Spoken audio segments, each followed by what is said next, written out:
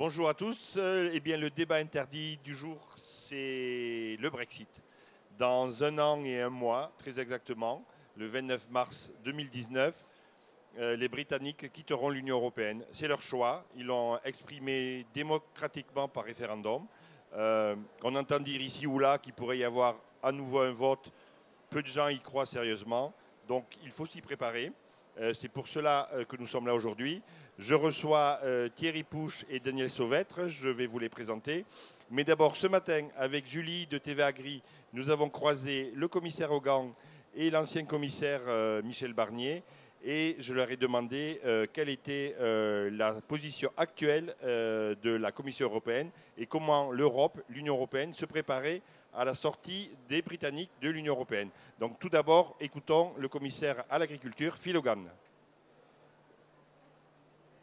Monsieur le commissaire, dans 1 an, le Royaume-Uni aura quitté l'Union européenne avec des conséquences importantes pour des tas de sujets, notamment pour la politique agricole commune et son budget. Comment vous y préparez-vous ?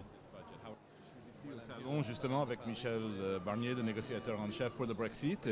Ce sont des négociations très difficiles, surtout parce que le Royaume-Uni trouve difficile d'arriver à une seule position déjà en interne. Leur avance, et nous espérons que d'ici 2 semaines, le Royaume-Uni arrivera à avoir une seule position, une base sur laquelle nous allons pouvoir travailler pour faire des progrès quant à leur sortie, non seulement dans l'agriculture, mais dans toute une autre série de domaines. Donc pour l'agriculture, ce qui est surtout important, c'est d'éviter toute distorsion ou disruption des marchés, mais aussi nos normes que nous avons en commun, qu'il faut préserver. Mais nous avons en fait toute une palette de sujets à traiter, et là encore non seulement pour ce qui est de l'agriculture. Donc en tant que commissaire pour l'agriculture, je suis particulièrement content de voir que c'est Michel Barnier qui s'occupe de ces questions, parce qu'en tant qu'ex-ministre de l'Agriculture, il comprend déjà tout, il n'y a rien qu'il faut que je lui explique. Thank you. Alors, c'est Michel Barnier, ancien ministre français de l'Agriculture, ancien commissaire européen, qui a été chargé de négocier pour l'Union européenne le Brexit. Il est négociateur en chef, c'est son titre, pour l'Union européenne, et nous lui avons posé la même question. Dans 1 an, les Britanniques auront quitté l'Union européenne avec d'énormes conséquences, notamment pour le budget, notamment pour la PAC. Comment vous y préparez-vous ? C'est une négociation très complexe. Ils auront quitté l'Union européenne, selon toute probabilité, au mois de mars 2019, mais nous aurons sans doute, c'est la négociation qui est en cours, une période de transition pendant laquelle on maintiendra la présence du Royaume-Uni dans le marché unique, dans l'union douanière et dans toutes les politiques. Donc on a un peu plus de temps après pour s'adapter et surtout pour qu'ils s'adaptent. Mais d'ores et déjà, nous avons trouvé un accord avec les Britanniques pour sécuriser la totalité des droits des citoyens. C'est important aussi pour beaucoup d'agriculteurs, des deux côtés, britanniques et européens, et pour sécuriser les paiements, les financements auxquels se sont engagés les Britanniques pendant qu'ils sont membres de l'Union. Donc il n'y a pas de problème pour le budget européen maintenant jusqu'à la fin 2020. Après, c'est une question que le commissaire européen Phil Hogan, qui est avec moi aujourd'hui, devra traiter avec ses collègues et les membres de l'Union européenne et le Parlement européen pour...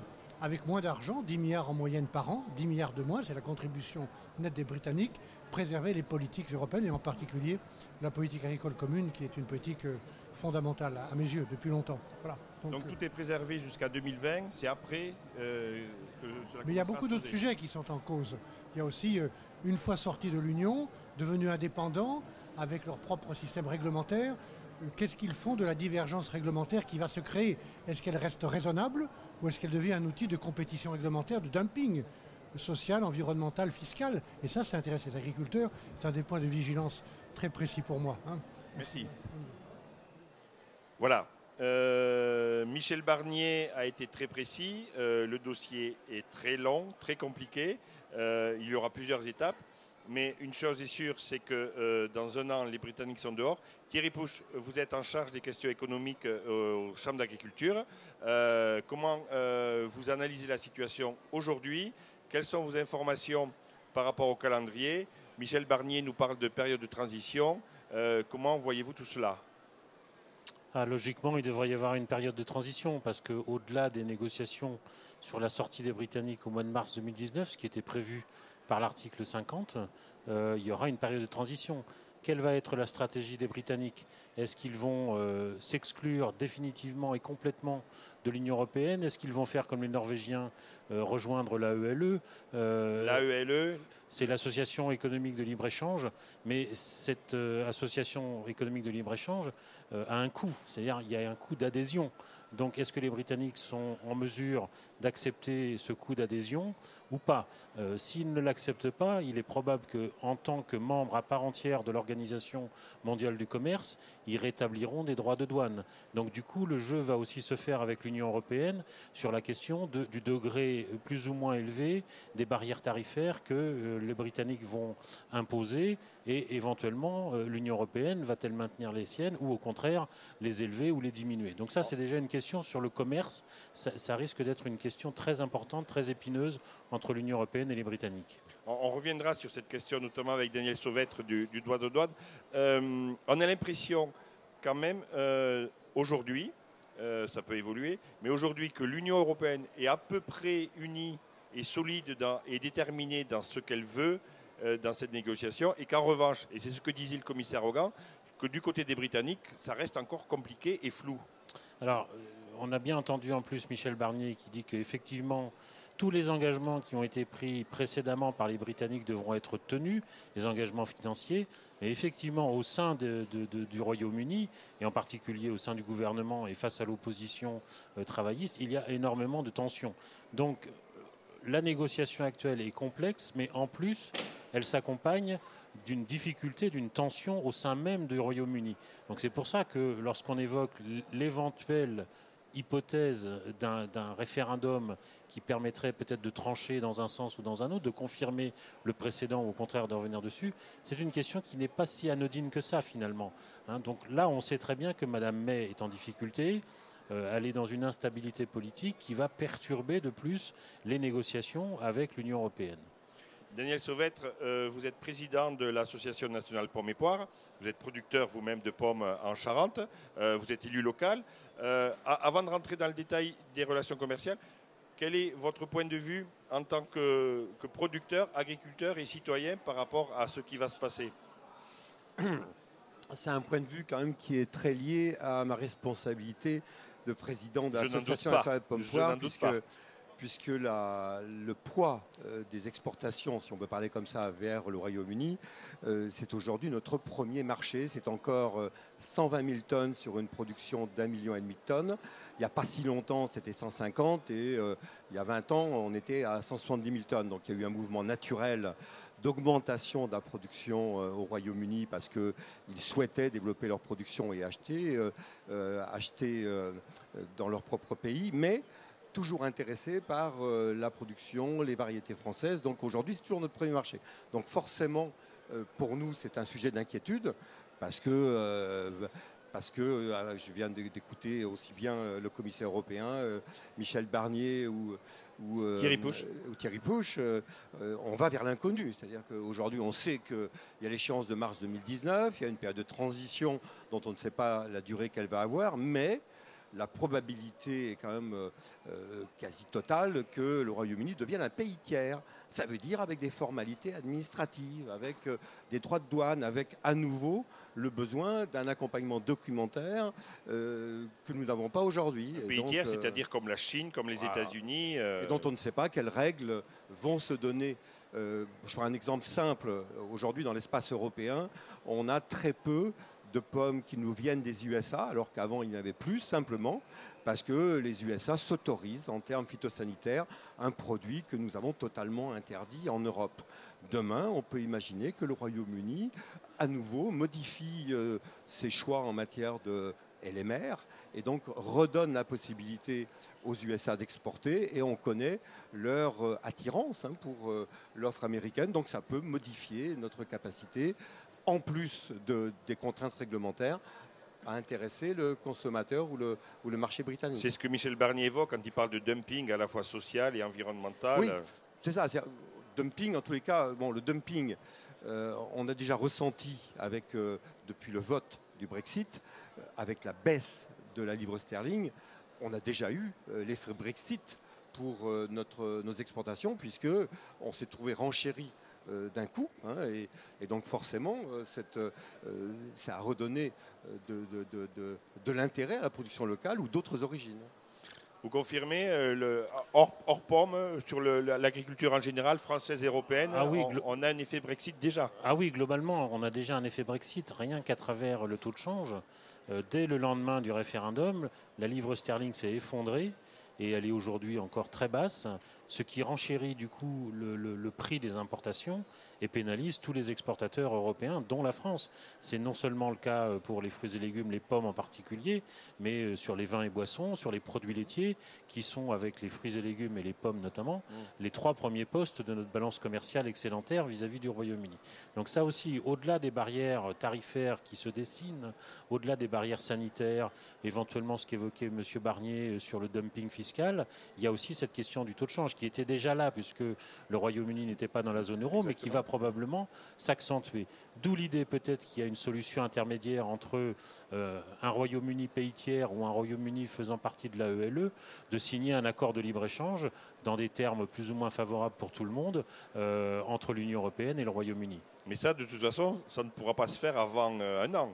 Après. Quand on voit, par exemple, juste cette illustration, la négociation qu'on a eue avec le Canada, ça a duré 9 ans.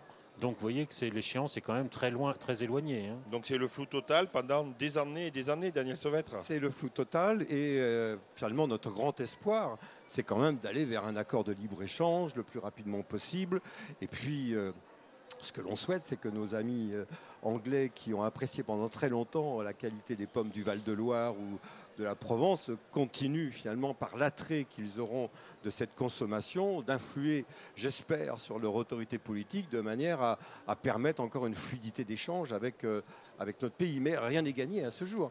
Et j'écoutais, mon directeur m'a appelé juste avant le début de l'émission en me disant je suis avec Michel Barnier et donc il vient de nous repréciser quelques éléments en disant il faut quand même se préparer à ce que le Royaume-Uni devienne un pays tiers. Les Hollandais, par exemple, sont en train de recruter un très grand nombre de douaniers parce qu'il va falloir pouvoir être à la hauteur de notre côté aussi, de répondre auprès des exportateurs de manière à ce que l'accompagnement des ventes puisse se faire en termes documentaires. Même la répercussion, elle est également sur notre capacité à pouvoir administrativement accompagner ces nouvelles formes d'exportation. Il y a d'autres aspects qu'on évoque moins aujourd'hui, mais il faut quand même s'y préparer.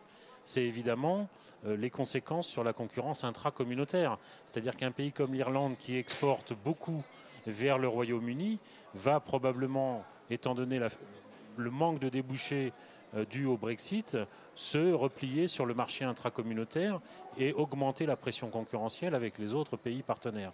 Donc ça, c'est un point important. L'autre aspect qu'il faut aussi évoquer, c'est que est-ce que les consommateurs britanniques vont continuer à avoir un pouvoir d'achat qui, indépendamment du taux de change ou des coûts de production, leur permettait jusqu'à présent d'acheter les produits français en raison de leur qualité. Mais il y a aussi un autre point, c'est que le Brexit devrait occasionner des récessions ou des baisses de produits intérieurs bruts qui devraient limiter finalement le pouvoir d'achat des Britanniques et contraindre considérablement la capacité exportatrice des pays de l'Union, notamment de la France. Bon, excusez-nous, on est parasité certainement par un pro-Brexit, mais on va s'en sortir quand même. On a parlé du commerce, on a parlé des barrières douanières, des effets de change. L'autre sujet, il y en a plein d'autres, mais l'autre sujet, c'est quand même le budget. La contribution britannique, c'est 10 milliards d'euros qui vont manquer, notamment dans le budget de la PAC. Donc comment on va faire, quelles sont les pistes de travail de la Commission européenne? Là, je reconnais que je n'ai pas eu ma réponse ce matin. Thierry, à votre connaissance, vers quoi on se dirige? Il n'y a pas de cheminement univoque. Ce que l'on sait, c'est que la Commission a préparé quand même les pays membres à soit on maintient le budget tel qu'il est, mais ça va être extrêmement compliqué, soit on va demander, et pour maintenir ce budget tel qu'il est aujourd'hui, demander des contributions supplémentaires aux États membres, soit carrément baisser le budget de la politique agricole du fait du manque à gagner et du refus éventuel d'un certain nombre d'autres pays membres d'augmenter leur contribution au budget commun. Je vous donne la parole, sachant qu'en plus, il faut travailler la question des migrants, la question de la défense européenne, tout ça à du budget numérique contraint. aussi, voilà, exactement. Voilà. Daniel Sauvêtre. Oui, le sujet est d'importance puisque, comme ça vient d'être dit, il y a de nouvelles priorités à financer pour l'Europe. Il y a ces 10 milliards qui vont manquer dans la caisse. Et il y a une vraie volonté de la part des agriculteurs ou des régions de maintenir les politiques de cohésion et donc de demander à ce que le budget reste le même. Et donc il y a deux pistes qui sont suivies. Alors là, c'est le contribuable qui parle et j'ai toujours une certaine inquiétude sur ce qui va se passer. Mais il y a à la fois ceux qui disent que c'est une coopération entre pays et donc c'est aux pays de décider d'augmenter leur contribution propre. Et il y a une nouvelle tendance qui se dessine, qui dit il faudrait peut-être que l'Europe ait son propre budget et puis et ses propres taxes, de manière à porter ce budget qui aujourd'hui est à 1% de notre PNB, de le passer à 1,2%. Alors là, on entre dans un autre débat, puisque la question que pour être également élu régional, je m'interroge toujours sur l'intérêt qu'il y a à faire passer l'argent du contribuable de Nouvelle-Aquitaine par l'Europe pour redescendre quelquefois pour financer la rénovation d'un lavoir. Donc on a peut-être, quand on pense à l'augmentation d'impôts, à penser que les circuits courts, ça ne vaut pas que pour les produits agricoles, ça peut valoir aussi pour l'argent des contribuables. Mais c'est une autre histoire. En tous les cas, je crois qu'on entre dans une phase de grande incertitude, non seulement sur le Brexit et sur nos relations avec le Royaume-Uni, mais également, ça ajoute également aux grandes questions qui se posent pour l'Union européenne. Thierry Pouche, le circuit court pour les financements, c'est une bonne idée? Oui, sans doute, mais ce qui vient d'être dit finalement pose la question récurrente. Est-ce qu'on doit se doter d'un budget fédéral ou au contraire de continuer avec des contributions pays par pays? Donc ça, c'est la grande question d'avenir. Sauf qu'avec le Brexit, on a quand même là un premier échelon d'une dislocation de l'Union européenne qui va quand même effrayer de plus en plus les populations. Quand on regarde ce qui se passe du côté de l'Espagne, les élèves turbulents que sont la Pologne et la Hongrie, etc. Donc on est vraiment dans une grande incertitude, non seulement pour le Brexit, mais sur la poursuite de la construction européenne. L'Europe est en danger? Moi, mon sentiment, c'est que avant de penser à faire les choses comme avant, en faire plus et augmenter le budget, il faut vraiment s'assurer que les peuples sont bien en phase sur les finalités qu'ils veulent donner à l'Europe. Je crois qu'il ne faut pas mettre la charrue avant les bœufs, comme on dit à la campagne. Aujourd'hui, le principal danger, c'est de s'assurer de la volonté des peuples en Europe de trouver le mode de coopération qu'ils souhaitent, avant de trouver une solution budgétaire pour faire comme avant. Bien, Thierry Pouche, Daniel Sauvêtre, merci. Rendez-vous dans un an à quelques jours du Brexit. Merci. Merci.